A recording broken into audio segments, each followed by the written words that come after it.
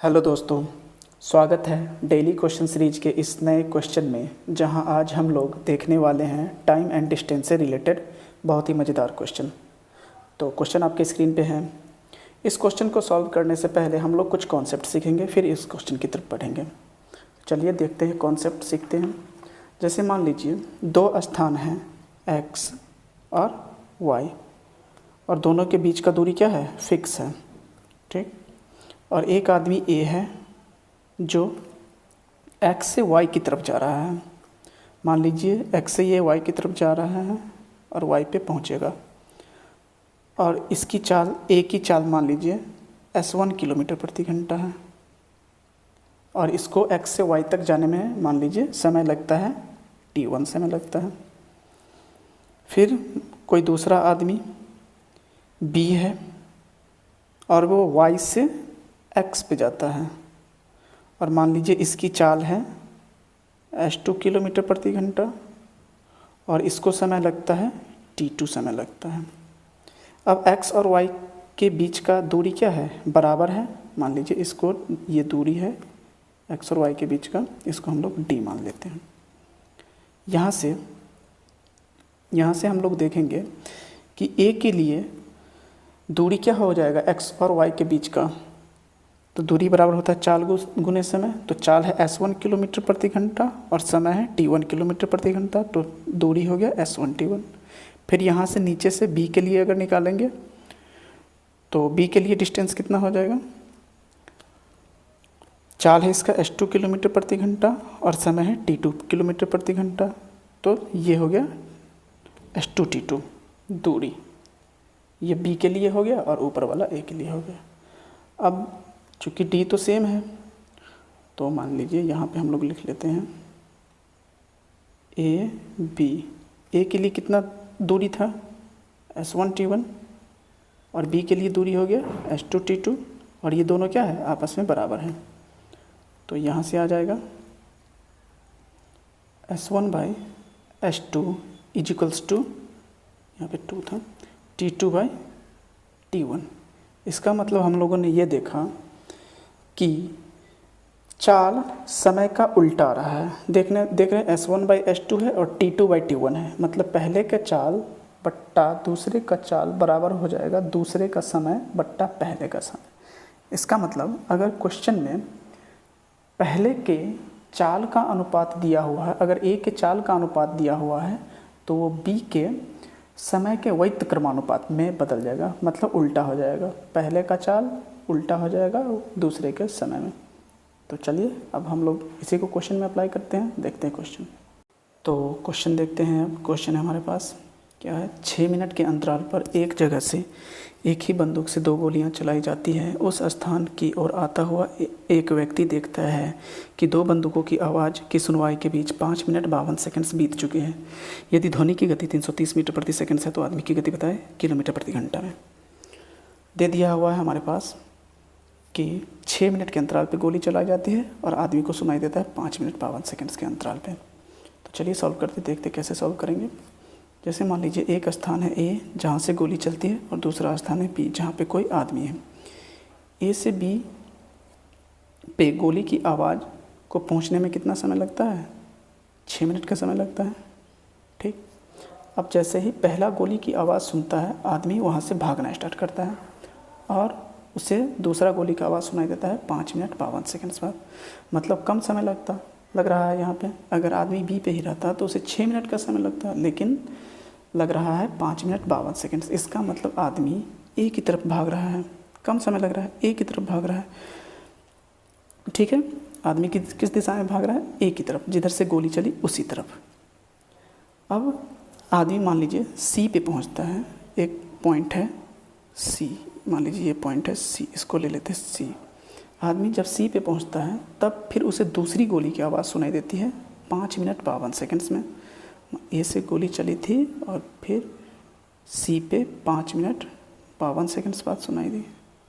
इसका मतलब जब आदमी बी से भागना स्टार्ट किया था सी की तरफ, तभी गोली ए से चली थी, तो उसकी आवाज़ ए से सी तक पहुंचने में 5 मिनट 52 सेकंड्स ली। इसका मतलब गोली की आवाज़ भी 5 मिनट 52 सेकंड्स तक चली है और आदमी भी बी से सी तक 5 मिनट 52 सेकंड्स चला है। ये भी कितना सेकंड्स, आदमी भी 5 मिनट 52 सेकंड्स चलेगा। अगर मान लीजिए गोली सी तक ही ना रुक के बी तक जाती तो उसे 6 मिनट का समय लगता, लेकिन सी तक ही आने में 5 मिनट 52 सेकंड्स लग रहा है। इसका मतलब सी से बी तक जाने में गोली की आवाज़ को कितना समय लगता, 6 मिनट माइनस 5 मिनट 52 सेकंड्स, मतलब 8 सेकंड्स का समय लगता। अब यहाँ पे हम लोग देख रहे हैं कि बी से सी तक की दूरी तो फिक्स है, बी से सी तक की दूरी फिक्स है, और हम लोगों ने कॉन्सेप्ट पढ़ा था कि अगर दूरी निश्चित होती है तो चाल समय के व्युत्क्रमानुपात में बदलता है, मतलब चाल समय का उल्टा हो जाता है या फिर समय चाल का उल्टा हो जाता है।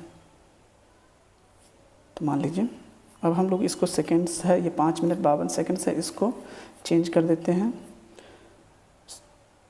सेकंड्स में, तो 60 पंच 300 प्लस 52 352 सेकंड्स हो जाएगा। अब सॉल्व करते हैं। जैसे गोली की साउंड को लिख लेते हैं एस और आदमी की चाल को एम, आदमी को एम, और इधर लिख लेते हैं समय लग रहा है, अभी कितना समय लग रहा है, आदमी को लग रहा है 352 सेकंड और गोली की आवाज़ को लग रहा है 8 सेकंड। तो इसको ले लेते हैं 8:352 का अनुपात। अब मैंने बोला था जब दूरी निश्चित होती है तो चाल समय का उल्टा हो जाता है, तब चाल क्या हो जाएगा, आदमी का चाल हो जाएगा 8 और गोली का चाल हो जाएगा 352, यही हो जाएगा क्योंकि चाल समय का उल्टा हो जाता है। अब इसको हम लोग काट देते हैं, 8 है कम 8, 8 चौक 32, 8 चौक 32।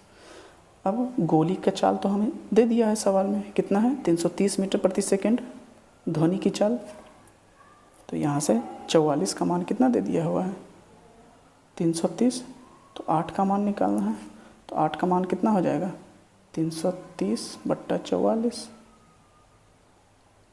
बराबर 30/4, 15/2। अब ये क्या था, मीटर पर सेकंड में दिया था, तो ये मीटर पर सेकंड में आ गया।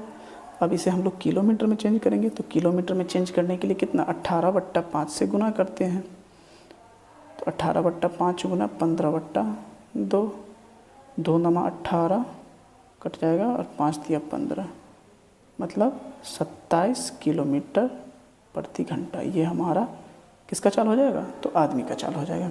अब हम लोग 18/5 से ही क्यों गुना किए, तो वो भी देख लेते हैं। जैसे मीटर पर सेकंड में दिया हुआ था, मीटर पर सेकंड को क्या लिख सकते हैं 1 मीटर बाय 1 सेकंड, ऐसे लिख लेते हैं इसको हम लोग 1 मीटर बाय 1 सेकंड। अब मीटर में इसको किलोमीटर में चेंज करना है, तो किलोमीटर में 1 किलोमीटर में 1000 मीटर होता है, तो हम लोग 1000 से भाग देंगे ऊपर। अब फिर नीचे सेकंड्स में इसको घंटा में चेंज करना है, तो 1 घंटा में सेकंड्स कितना होता है, तो 1 घंटा में होता है 3600 सेकंड, तो इसको 3600 से भाग देंगे क्योंकि 1 घंटा में 60 मिनट होता है और 1 मिनट में 60 सेकंड्स होता है, तो 60 गुना 60 3600। अब ये पलट जाएगा तो 3600/1000 हो जाएगा।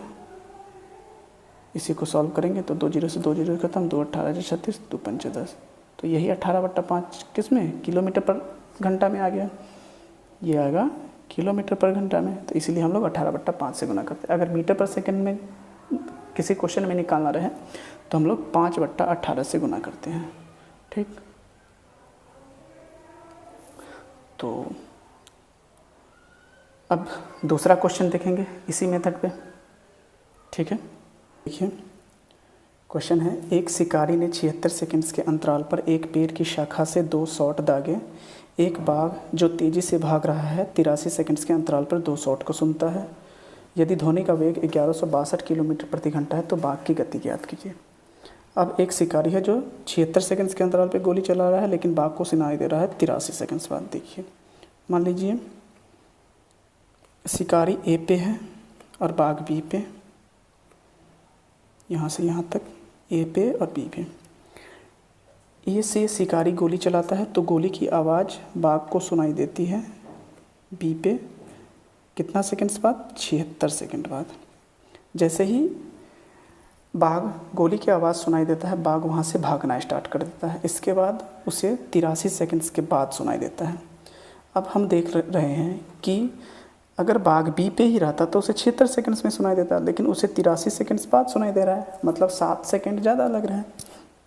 इसका मतलब बाघ किधर भाग रहा है, तो गोली से दूर भाग रहा है। अगर गोली की तरफ भागता, जिधर गोली चली उस तरफ भागता, तो उसे कम समय में ही सुनाई दे देता। तो बाघ मान लीजिए यहाँ से बी से भागा और सी की तरफ भागा। इस स्थान को सी ले लेते हैं, सी की तरफ भागा।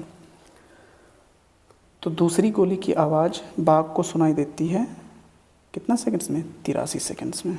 ठीक।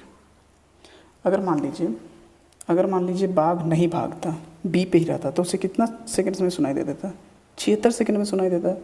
अब उसे 7 सेकंड ज़्यादा लग रहे हैं।